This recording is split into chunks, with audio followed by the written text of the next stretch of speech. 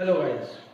अभी तक आपने पढ़ा कि एग्जॉस्टिबल एंड इनएग्जॉस्टिबल रिसोर्सेज क्या होते हैं। We are dealing with NCERT class 8 chapter 5 petroleum and petroleum. Exhaustible मतलब जो खत्म हो जाए और इनएग्जॉस्टिबल जो कभी खत्म ना हो।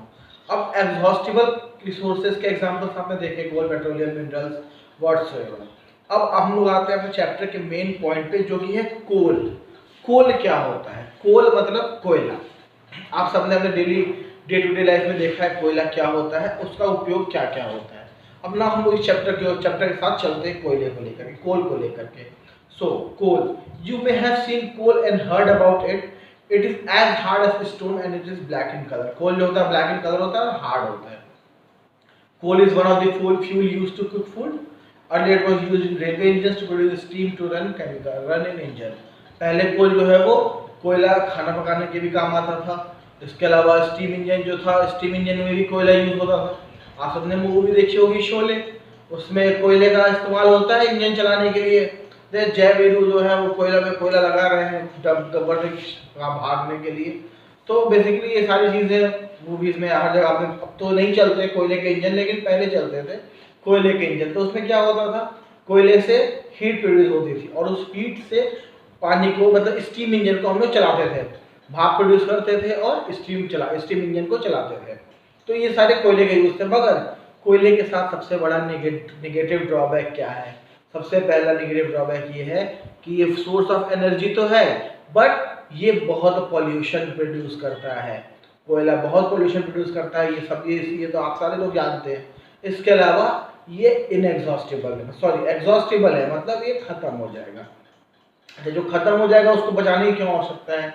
सीधी सी बात है, कोयला या पेट्रोलियम को बनने में लगे लाखों करोड़ों साल, लेकिन जिस रफ्तार से हम उसको खपत कर रहे हैं, जिस रफ्तार से हम खत्म कर रहे हैं, उस रफ्तार से वो दोबारा नहीं बन रहा। क्योंकि बहुत सारे लोगों को डाउट होगा कि सर बनता तो है ही, बन तो रहा है धरती के अंदर कोयला, लेकिन बेटा कोयला जो है वो बन रहा है। अब मान लेते हैं कि इतना कोयला जो है, इतना कोयला बना, इतना कोयला को बनने में लगा 1 लाख साल, 1 लाख ईयर्स। इतना कोयला 1 लाख ईयर्स में बना, बहुत ज्यादा कोयला है। मान लेते हैं कि हम खूब अच्छी क्वालिटी में कोयला है, इतना कोयला है तो बनने में लगा 1 लाख ईयर्स। लेकिन इतना कोयला आज जिस रफ्तार से हम अपने, हमारी जो नीड्स है, जो हमारी जरूरत है, उस हिसाब से इतना कोयला को खर्च करने में हमको लगता है, मान लेते हैं 1000 ईयर्स। 1000 ईयर्स हम इतना कोयला खत्म कर देते हैं।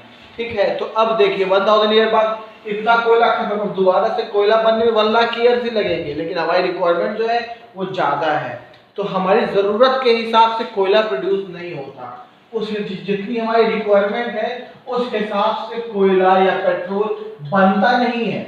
ऑलरेडी जो बना हुआ है हम उसको यूज़ कर रहे हैं, और धीरे धीरे बन रहा है, बहुत तेज़ी से नहीं बन रहा है, लेकिन यूज़ बहुत तेज़ी से हो रहा है।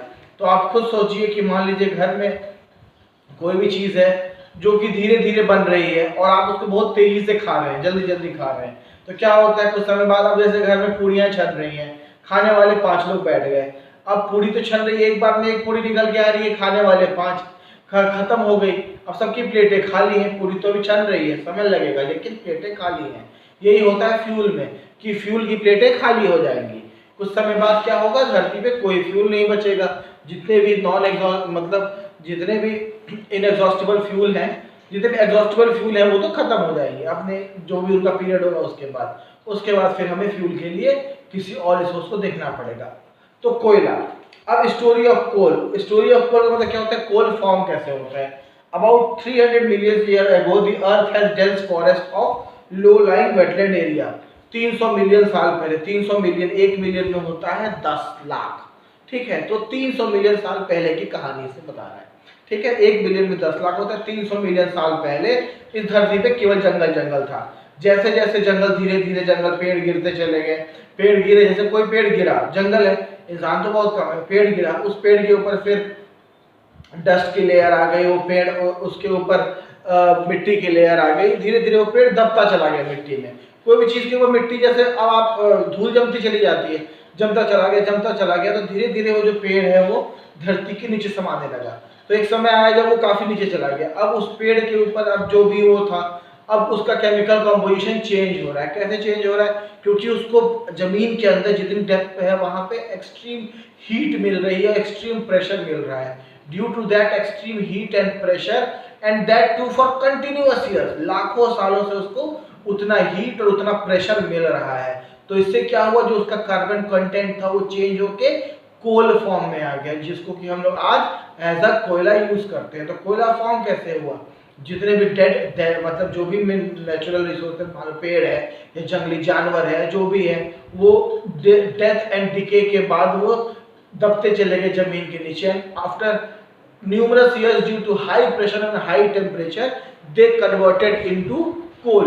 तो ये हो जाता है कोल का फॉर्मेशन। कोल इस तरीके से कोयला बनता है। ठीक है, कोयले की खान इसमें दी हुई है। ठीक है, कोयले की खान आप लोग आपको बुक में फोटो देखेंगे तो यहाँ पे आपको कोयले की खान दी हुई है। तो कोयले की खान से हम लोग कोयले को निकालते हैं। अब कोक क्या होता है? कोयले से हम लोग बहुत सारी चीजें बनाते हैं यूज करने के लिए। कोयला तो रॉ फॉर्म है जो निकल रहा है, कोल ओर जो ओर से निकल रहा है वो तो रॉ फॉर्म है, उसको हम लोग कई तरीके से यूज करते हैं। सबसे पहला तरीका है कोक। कोक क्या होता है? कोक मतलब it is a tough porous and black substance. ये एक सब्सटेंस है जो थोड़ा हार्ड होता है, टफ होता है और पोरस होता है। पोरस मतलब उसमें छेद होते हैं, छोटे छोटे छेद होते हैं, पोरस होता है। It is an almost pure form of carbon. Coke is used to manufacture of steel and extraction of many metals. So coke जो होता है वो almost pure form of carbon होता है। तो सबसे प्योरेस्ट फॉर्म ऑफ कार्बन अगर कोई है कोयले का तो वो है कोक। कोक जो होता है वो प्योर फॉर्म ऑफ कार्बन होता है, उसमें बहुत कम इम्प्योरिटीज होती हैं।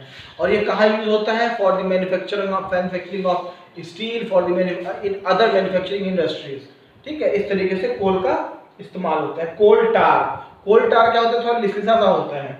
It is a black thick liquid, thick liquid जैसा होता है, ब्लैक कलर का, विद एन अनप्लीजेंट स्मेल। इस अच्छी स्मेल नहीं होती। It is a mixture of 200 substance, around 200 अलग अलग सब्सटेंस का एक ये मिक्सचर होता है। Product obtained from coal tar are used as starting material for manufacturing various substance used in everyday life in the industry like synthetic dyes। ये use होता है बनाने के लिए synthetic dies, drugs, explosive, perfume, plastic, paints, photographic material, roofing material etcetera.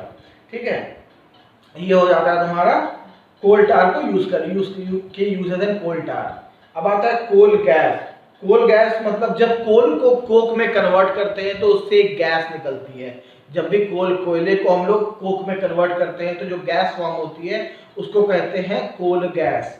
ठीक है, अब कोल gas का इस्तेमाल करके हम लोग, वो भी एक फॉर्म ऑफ एनर्जी है, उसका इस्तेमाल करके हम लोग इंडस्ट्री को पावर प्रोड्यूस करने में हेल्प करते हैं। जैसे जो कोयला इंडस्ट्री है वहां से कोल गैस निकल रही है, उस कोल गैस का इस्तेमाल करके बाकी इंडस्ट्रीज अपनी पावर रिक्वायरमेंट को पूरा करती हैं।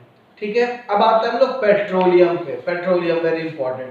पेट्रोलियम आप सब लोग जानते हैं क्या होता है। पेट्रोल सब लोग जानते हैं, पेट्रोल क्या होता है, डीजल क्या होता है, ये सारे लोग जानते हैं होंगे, क्योंकि डे टू डे में इंडिया में काफी ज्यादा यूज होता है पेट्रोल का। अब पेट्रोल सबसे पहले बनता कैसे है? पेट्रोल कैसे बनता है? पेट्रोल जनरली जो समुद्र होता है, समुद्र के अंदर जो जीव जंतु, जो भी पेड़ पौधे, जब वो डिके कर जाते हैं, डेथ एंड डिके के बाद अगेन वही प्रोसेस, उनके ऊपर लेयर की लेयर जमती चली जाती है। जब वो काफी नीचे चले जाते हैं तो उनको हाई प्रेशर, क्योंकि बहुत नीचे है तो हाई प्रेशर और हाई टेम्परेचर वो भी एक्सपीरियंस करते हैं, जिसके कारण अब वो आफ्टर न्यूमरस ईयर्स, कई हजार साल बाद या लाखों साल बाद वो कन्वर्ट हो जाते हैं पेट्रोलियम में। ठीक है, और उसके बाद हम लोग वहां से ड्रिल करके उस पेट्रोलियम को यूज करते हैं। तो petroleum, you know that petrol is used as a fuel in light automobiles such as motorcycle, scooter and car. Heavy motor vehicles like truck and tractor run on diesel. Petroleum and diesel are obtained from the natural resource called petroleum. So petrol और diesel कहाँ से मिलता है? एक natural resource जिसका नाम है petroleum. तो पेट्रोलियम एक नेचुरल रिसोर्स है। उस पेट्रोलियम, एक्चुअली धरती से हम लोग पेट्रोलियम को निकालते हैं, उस पेट्रोलियम में से पेट्रोल अलग निकलता है, डीजल अलग निकलता है, बाकी सारे अलग, पैराफिन, वैक्स जो कुछ भी है वो सब अलग अलग निकलते हैं। वो फिर वो रिफाइनरी में उसका काम होता है। बेसिकली जो मिनरल है उसका नाम क्या है? पेट्रोलियम। पेट्रोलियम हम लोग एक्सट्रूड करते हैं, उसके अलावा उसके बाद उस पेट्रोलियम से हम लोग तमाम चीजों को बाहर निकालते हैं। ठीक है, the word petroleum derive from Petra and oleum. Petroleum word कहाँ से डिराइव हुआ? Petra and oleum, Greek word है। ठीक है, पेट्रा मतलब होता है रॉक एंड ओलियम मतलब होता है ऑयल। ठीक है, So do you know how petroleum form कैसे होता है? Now petroleum was formed from organism living in the sea. समुद्र में जो organism रहते हैं उनसे petroleum form होता है. As this organism died, their body settled at the bottom of the sea and get covered with layers of sand and clay. Over millions of years, absence of air, high temperature and high pressure transform the dead organism into petroleum and natural gas.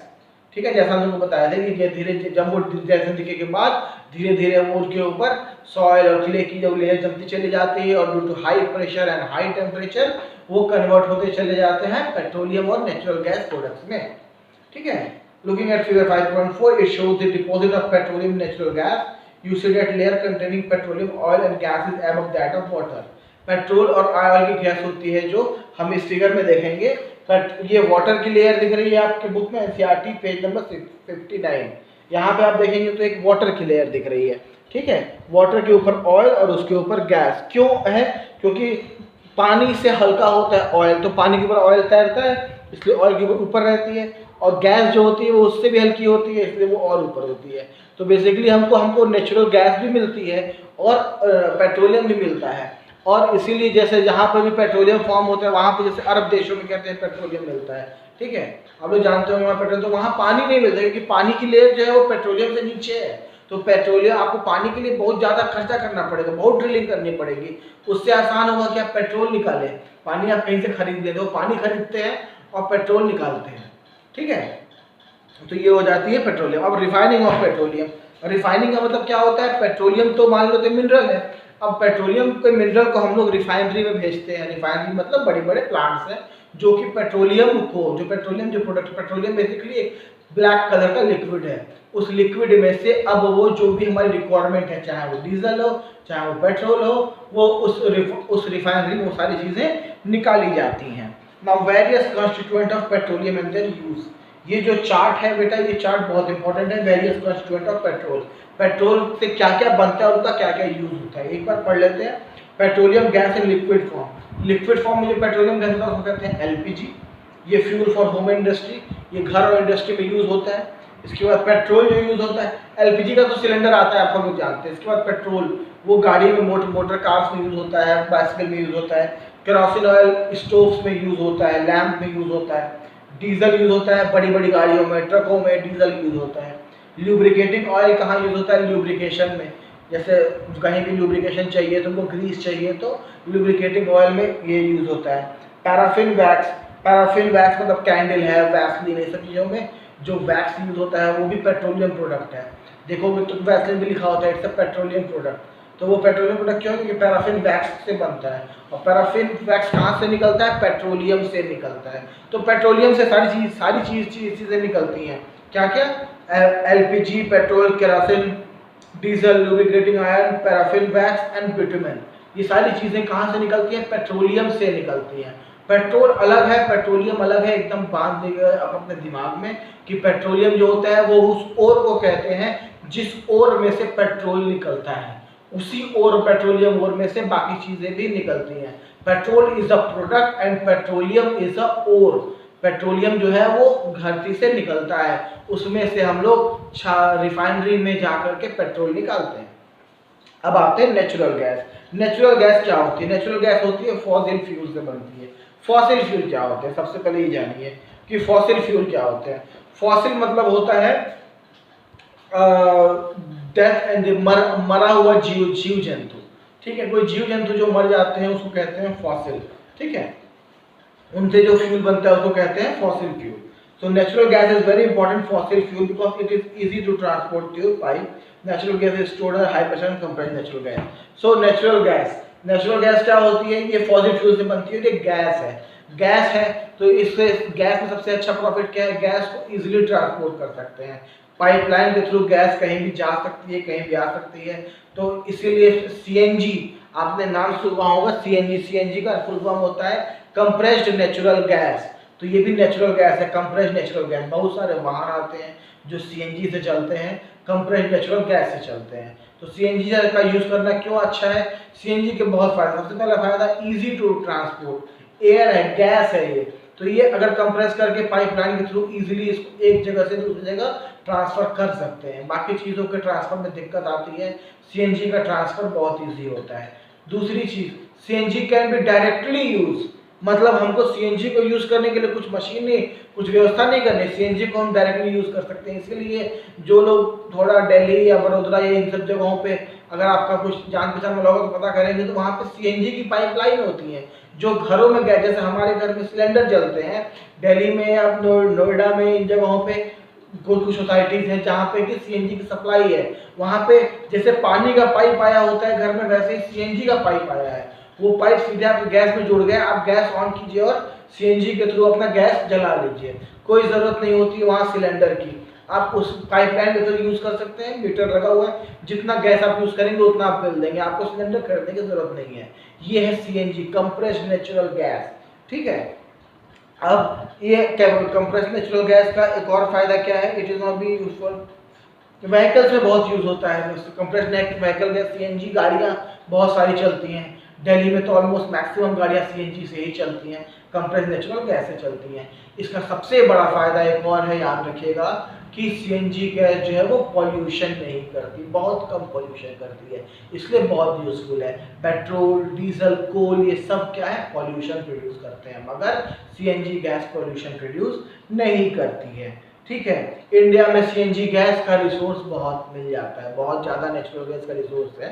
कहाँ कहाँ है India में, तो Tripura, Rajasthan, Maharashtra, Krishna Godavari delta, इन जगहों पे, Krishna Godavari delta है, महाराष्ट्र है, इन जगहों पे हमें नेचुरल गैस का वो मिल जाता है, मतलब रिसोर्स मिल जाता है, जहाँ से नेचुरल गैस को एक्सट्रूड कर सकते हैं और स्प्रेड कर सकते हैं ताकि मैक्सिमम यूज़ हो। गवर्नमेंट पूरी कोशिश करे कि ज़्यादा से ज़्यादा लोग सीएनजी व्हीकल्स को यूज़ करें, नेचुरल गैस को स्प्रेड करें ताकि पॉल्यूशन कम हो और इजीली अवेलेबल हो सबके पास फ्यूल एनर्जी। ठीक है, now some natural resources are limited. Some natural resources are limited का मतलब ये होता है कि कुछ नेचुरल रिसोर्सेज जो है वो लिमिटेड होते हैं। ठीक है, लिमिटेड का मतलब ये होता है